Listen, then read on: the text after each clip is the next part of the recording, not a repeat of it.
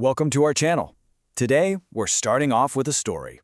One that, let's be honest, applies to almost all of us. It's about how to finally regain control of an exhausted, overthinking mind. We're pulling insights from a really powerful explainer on mindset training. Discovering these shifts felt like a massive light bulb moment for me, and I think it will for you too. So let's dive right in. Picture this colorful, albeit frustrating image.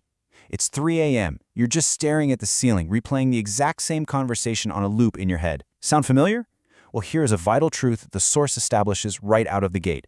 You aren't broken. Your life isn't falling apart. Your mind just never gets a moment of rest because it's completely trapped on a problem. Section 1. The overwhelmed mind. This is where emotion totally takes the wheel.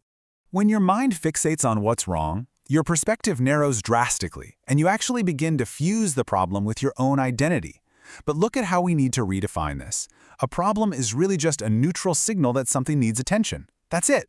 It is absolutely not a judgment on your worth.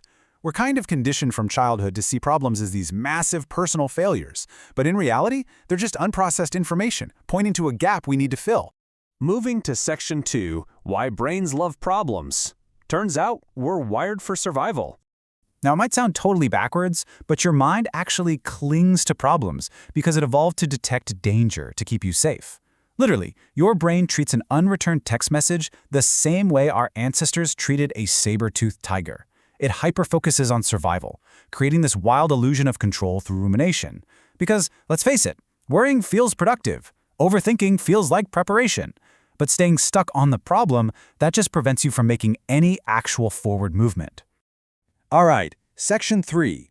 Facts versus stories. The neutral versus the emotional. The absolute secret to breaking this mental loop is realizing that most of your mental suffering doesn't actually come from the event itself. It comes from the loud, dramatic story your mind invents and attaches to it. Think about it. The fact is entirely neutral. A message wasn't returned. A security camera could record that, right? But the story we tell ourselves, oh, this always happens to me, I'm falling behind, I'm not good enough. When you intentionally separate that neutral, camera-recorded fact from the exaggerated story, the problem instantly shrinks right back down to a manageable size. Section 4. Calming the emotional chaos. It's time to stabilize your mind.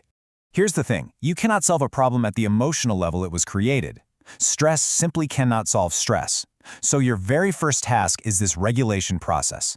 Step 1. Recognize the rising emotion. Notice that tight chest or those racing thoughts. Step 2. Pause. Just stop trying to solve the problem right then and there. Step 3. Shift your focus to slowing down your breathing. And finally, Step 4. Ask a solution-oriented question. Taking these deliberate steps restores your physiological calm and gives you the space to see your actual options. I really want to anchor on this quote from the source material because it's a real game changer. A problem is unprocessed information. Once you strip away the heavy emotional charge and just treat a problem as neutral data, everything flips. You stop asking, why is this ruining my week? And you start working strategically instead of reacting emotionally. Which brings us to Section 5, Training Solution-Focused Thinking. This is a highly trainable skill. We tend to assume that being a great problem solver is just some magical personality trait you're born with, but it's not. It's a structured skill. Look at the shift from backward-looking to forward-looking questions here. Instead of the paralyzing, why is this happening to me, you ask, what part of this is within my control?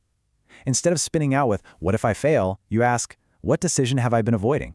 By doing this, you completely bypass the emotional noise and activate your own agency. And here is a core truth to carry with you from this explainer. You cannot change what already happened, but you can influence what happens next. A solution-focused mind accepts uncertainty.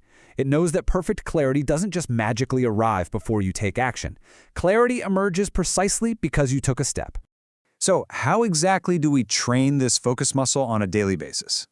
Well, you practice containment by time-boxing your worries. Literally give them a scheduled 10-minute window and no more. You starve anxious thoughts by gently redirecting your attention away from them. Build mental stability by focusing deliberately on neutral tasks. Remember, your focus is finite. Where your attention goes, your energy naturally follows. So you have to set firm boundaries on when and where a problem is allowed to live in your head. Finally, Section 6, the solution-oriented identity. Ultimately, under intense pressure, you aren't going to fall back on your logic or your techniques. You will default to who you believe you are at your core. A solution-oriented identity assumes engagement instead of collapse.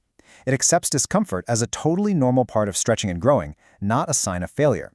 You're basically building an internal stance that simply says, I am someone who handles things. You rely on consistent, imperfect action while uncertain, rather than waiting for a magical burst of motivation. Which brings us to the absolute most important question to leave you with today.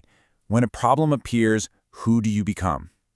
The goal isn't to somehow engineer a life with zero challenges. That's literally impossible. The goal is to become the kind of person who remains entirely stable in their presence.